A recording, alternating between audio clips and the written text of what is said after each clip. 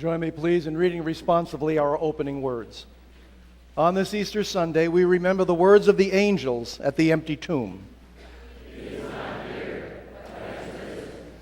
It's good to greet all of you and to wish you all a very, very happy Easter. We're happy that you're here, and if you're visiting with us, a special greeting on behalf of the congregation.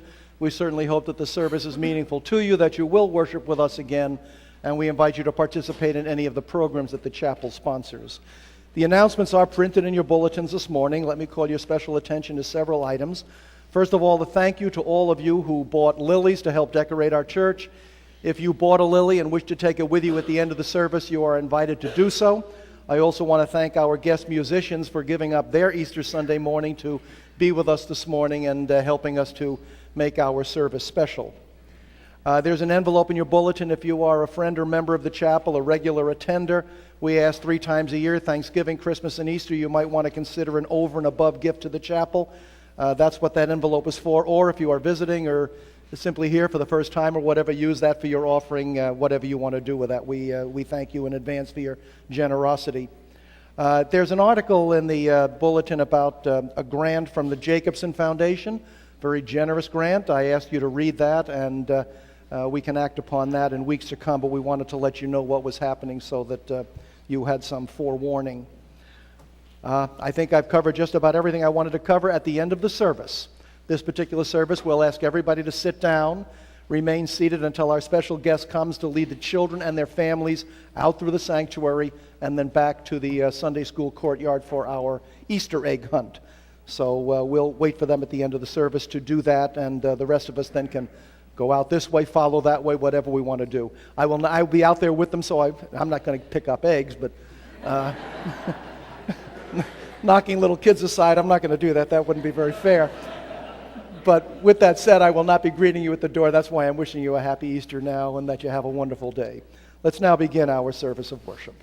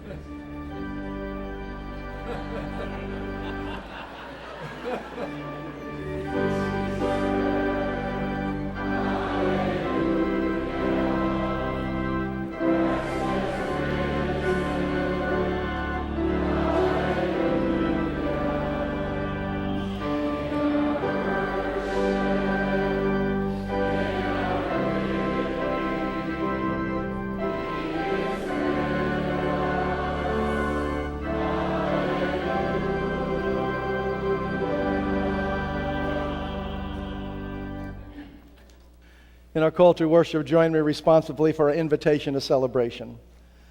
The day dawned brightly, but their hearts were dark and heavy.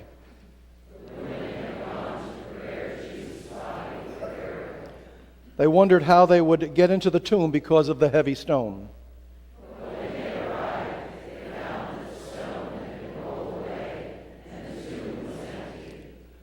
They were filled with awe and joy and gratitude. Jesus Christ had risen from the dead.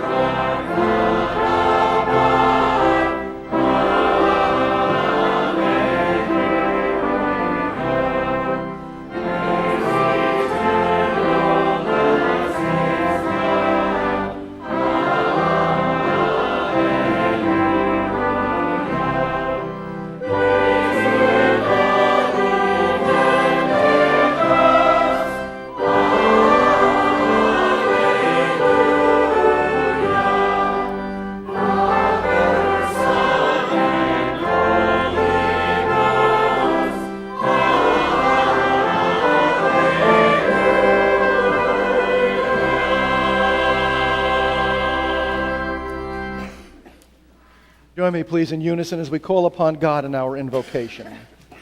We are here to celebrate Easter.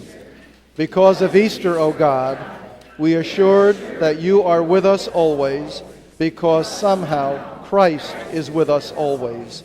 We look at the empty tomb. We hear the words of the angels to the women. We find the message and example of Jesus alive in our world, as he is emulated by those who believe him to be the Messiah. And we are overcome with gratitude. Grant us at this time and at all times the strength and faith and courage to truly follow you wherever you lead us, so that Easter is not a one-time event year after year, but a daily happening as we strive for true discipleship. Let our hearts and our lives proclaim, he is not here, he has risen. And now hear us as we again pray the prayer he taught.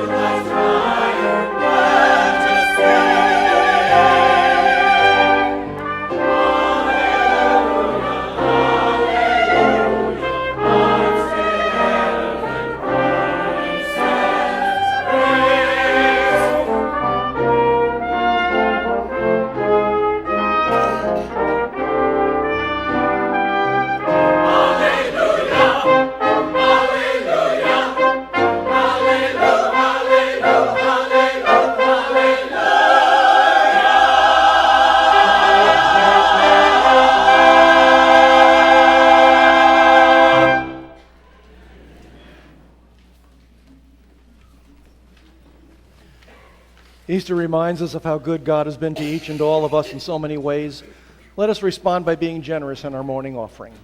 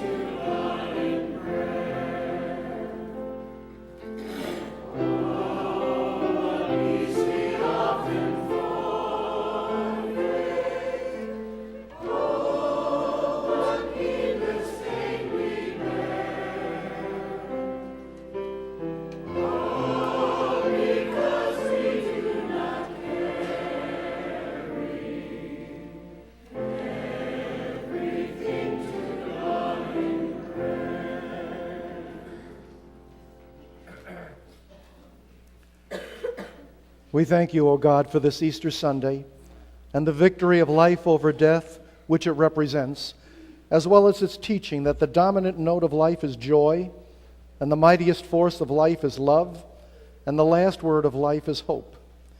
We thank you that on many a gray morning we have seen the stone rolled away from the tombs of our hearts, and the sorrow and loss we have experienced are dissipated by the dawning of a new day. Let us always look beyond the graves into which we have too often fallen and see that as the stones have been rolled away by your love and concern, we can look with hope to brighter tomorrows.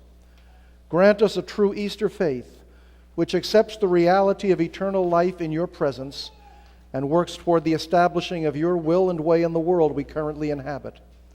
Enable us to see that because Christ rose from death to life, so can we and so will we. So we pray with our hands and our hearts and come now to you in the silence of personal meditation.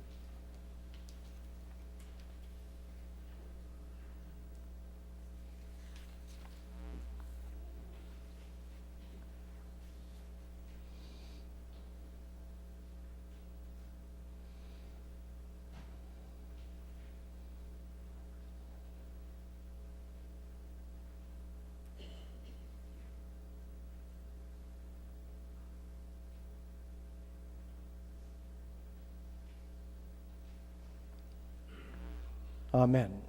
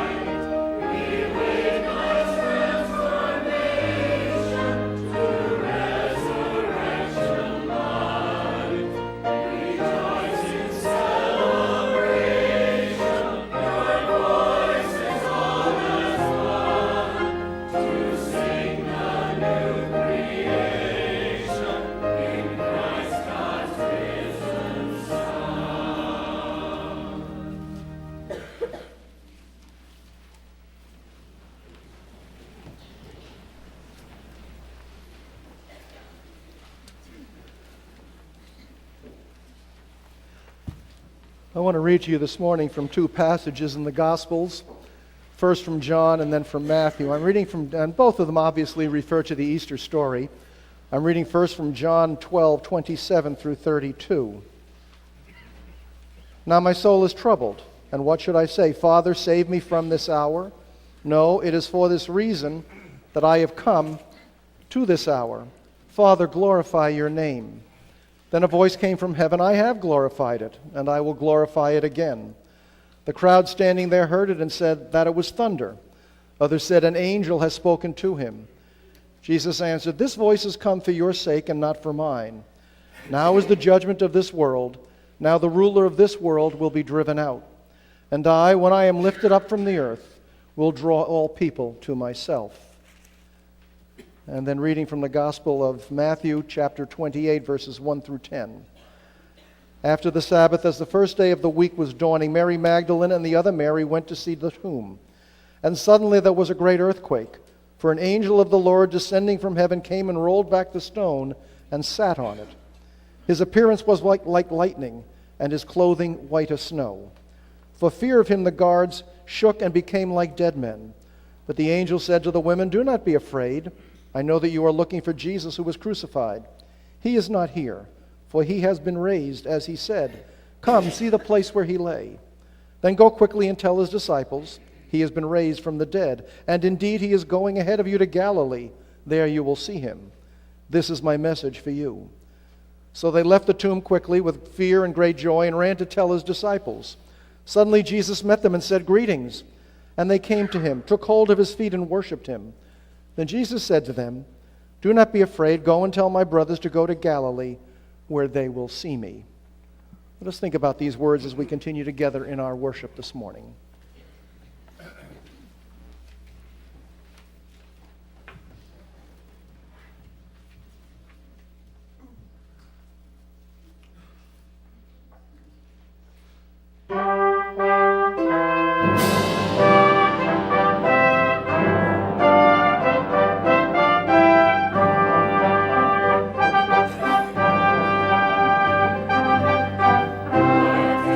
Thousand hearts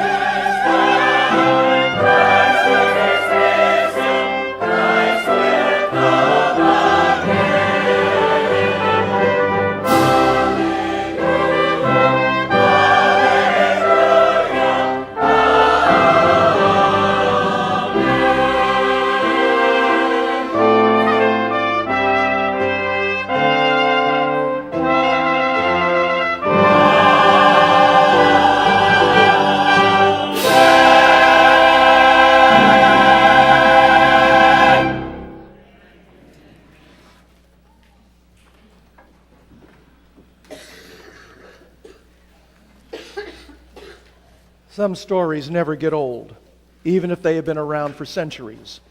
And whether or not that happens will usually depend to at least some degree on how important is the message and how powerful is the impact and how believable is the reality of that story. The one we are concentrating on this morning has been around for 20 centuries. Wow, talk about a long shelf life. So let's look at it again and see if we find new meaning and new inspiration for our age and for our lives.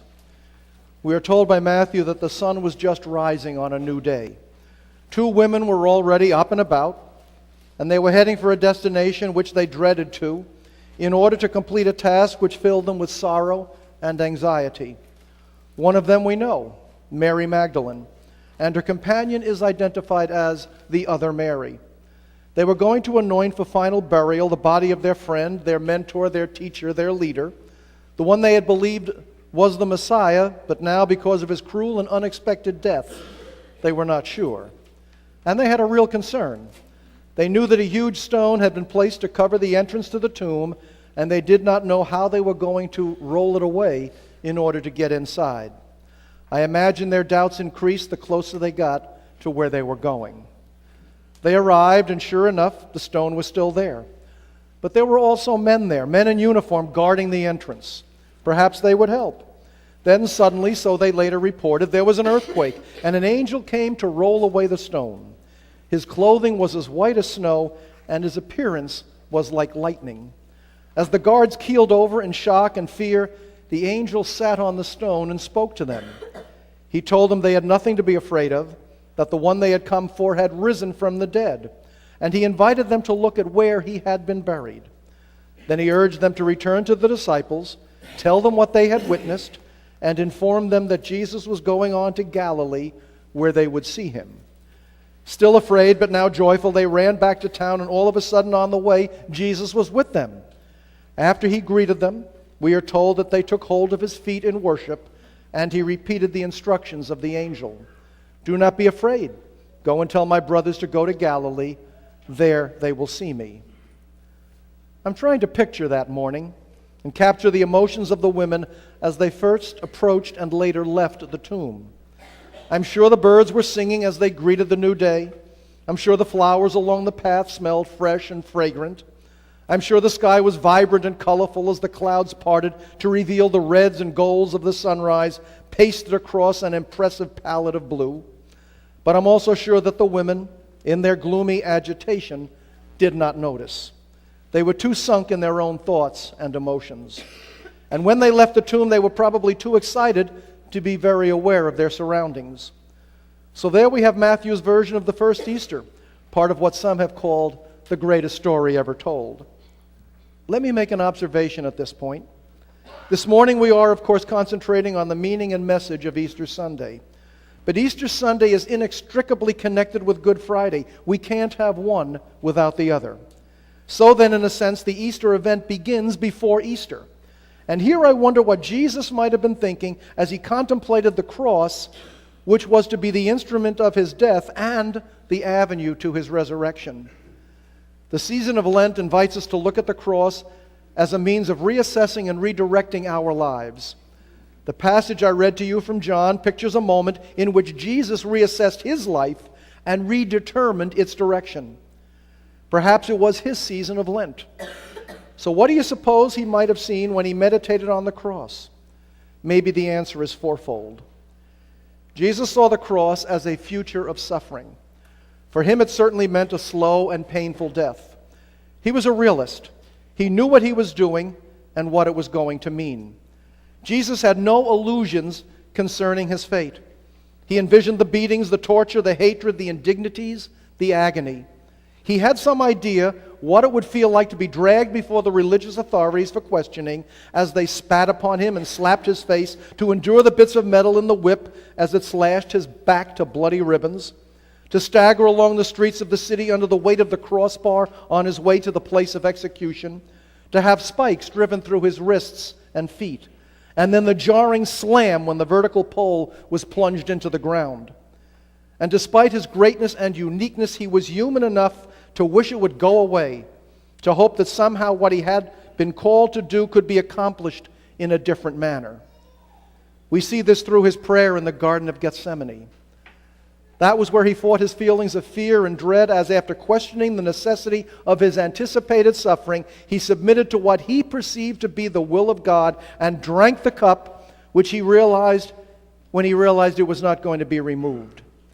Indeed, at the Last Supper, he bounced back and forth emotionally as he admitted that he was greatly troubled and asked God to save him from his perceived future, just before he turned around and recognized why it was that what was to be had to be.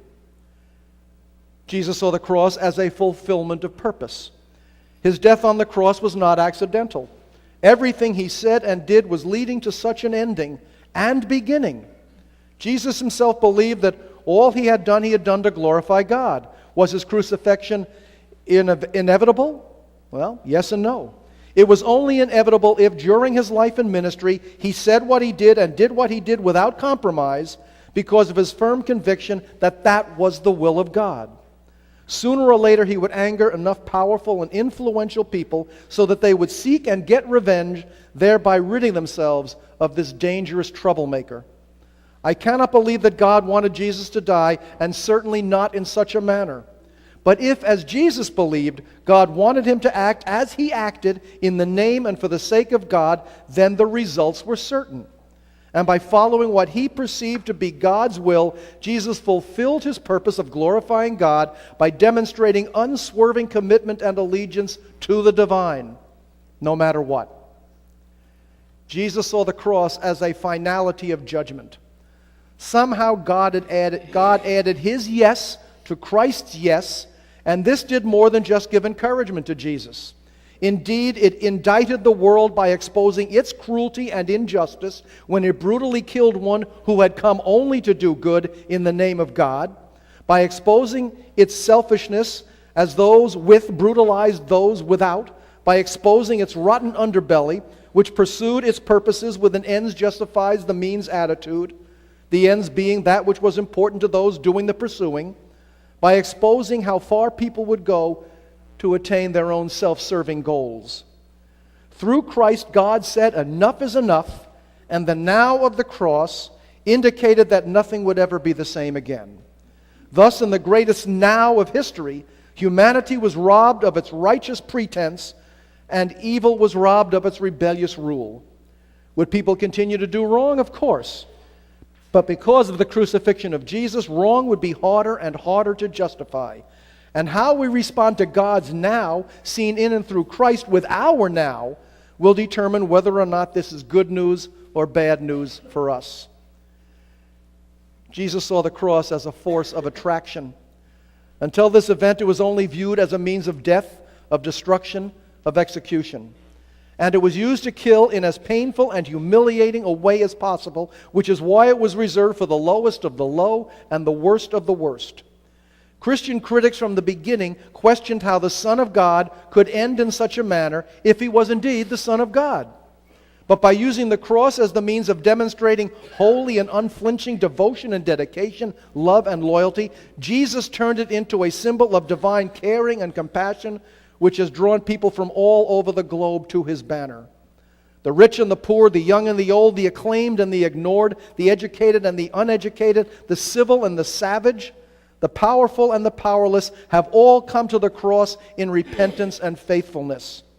Those who follow Christ to God are not perfect, but those who are true in their belief are trying to become better. And the cross beckons them to new tomorrows of greater fidelity and service. So, that first Easter represented the dawning of a new day, not a day of 24 hours, but of eternity. The dawning of every day is a miracle. Each morning when the Creator speaks through nature, the heavens open, the light appears, and the world is transfigured. But there's still something special about that Easter dawning. In fact, it was somewhat reminiscent of the morning of creation, when God rolled back the curtain of darkness that covered the deep and declared, "Let there be light." And following the light came life, ending with God breathing this life into humanity. In like manner, the dawning of day on Easter morning, following the black darkness which covered the world during the crucifixion of Christ, while crape hung on the gates of heaven, brought dazzling and blinding light and life as Christ emerged from the tomb as the conqueror of death, telling all to look at where he used to lie. Compare these dawnings with some dawnings you have perhaps experienced. After a difficult night when disaster has threatened and events have overwhelmed, the dawn might provide little relief because the darkness in your soul has not gone away. I suspect that's what Jesus' disciples were enduring on Saturday morning. He was gone, dead at the hands of his enemies. How could this happen? And in their fear and despair, they saw no hope. Indeed, the day just got worse as the hours wore on, and they wondered anxiously, fearfully, despondently. But the next morning, although not much different to begin with, the earth revolved around the sun. In the distance, the mountains of Moab were touched with a shimmering molten glow. The sea glistened like a shining shawl of gold.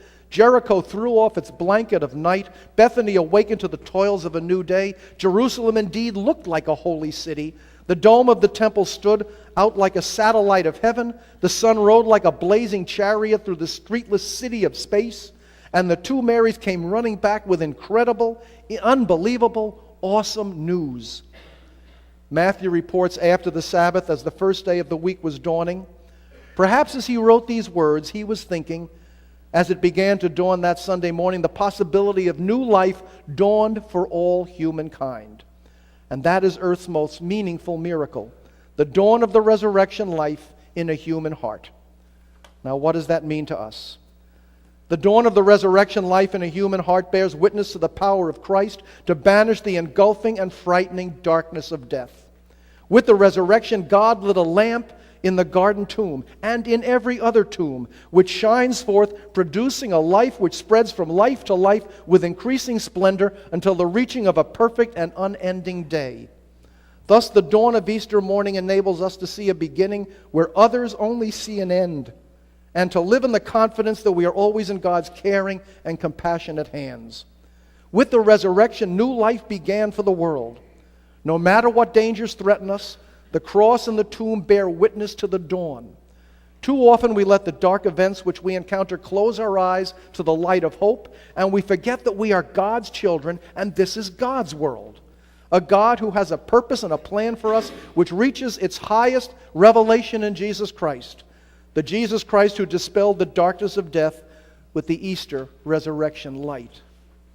The dawn of the resurrection life in a human heart will know no end.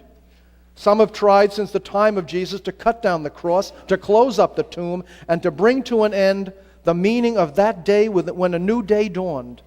Some have tried to replace its message with other attitudes and other cultures, including an outright rejection of all that it represents. But every skeptic of every land is sooner or later defeated and forgotten as the resurrection dawns brighter and brighter throughout the world, bringing hope and happiness to those who have been yearning for the light. The dawn of the resurrection life in a human heart ultimately brings into reality the good news of the Christian church. Without the resurrection, we would never have heard of Jesus Christ. The good news would remain a book which was never written, and the church would not have existed to do the good which it has done in and for a world that needs all the good that it can get. So bad as the world can be, can you imagine a world without what the resurrection has brought forth? Consider the words of beauty and power coming from a man, Jesus, who never had a formal education, but shed more light on matters human and divine than all other scholars, and inspired more poetry and art and music than armies of great men, ancient and modern. And the church founded in his name, misguided as it has sometimes been, has been a beacon of light in times of the greatest darkness. The dawn of the resurrection life in a human heart depends for its brightness on you and me, because it is in our hearts, which results in the nature of our deeds, that the power of such a dawning grows and grows. We are the ones who must reflect the resurrection light. We cannot prove a sunrise. We must see it.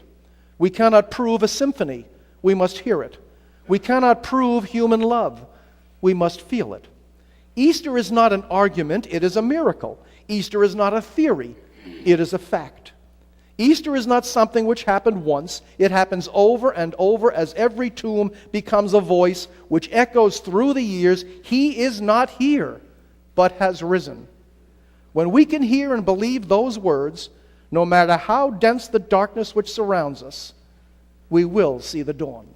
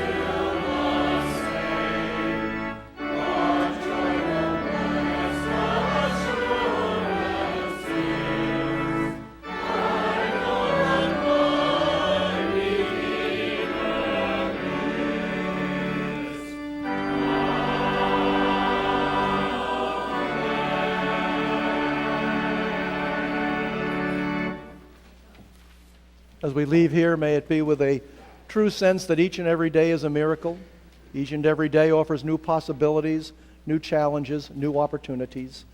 And as we seek to use our days in God's service by serving others, may the Lord bless us and keep us. The Lord make his face to shine upon us and be gracious unto us. The Lord lift the light of his countenance upon us and give us peace, both now and forevermore. Amen.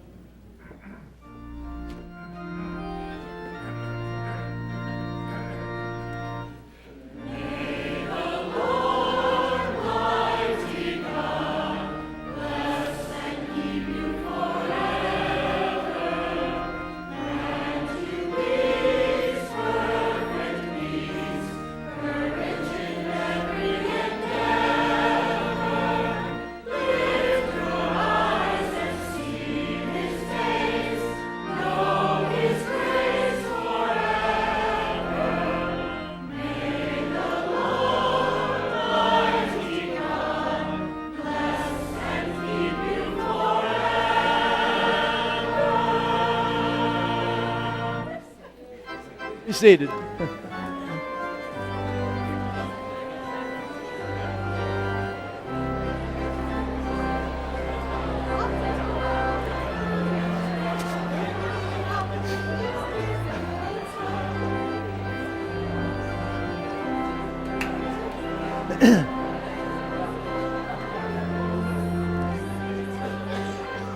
Okay, the kids and their families follow out, and then the rest of us will go too. Come on, catch up to the bunny.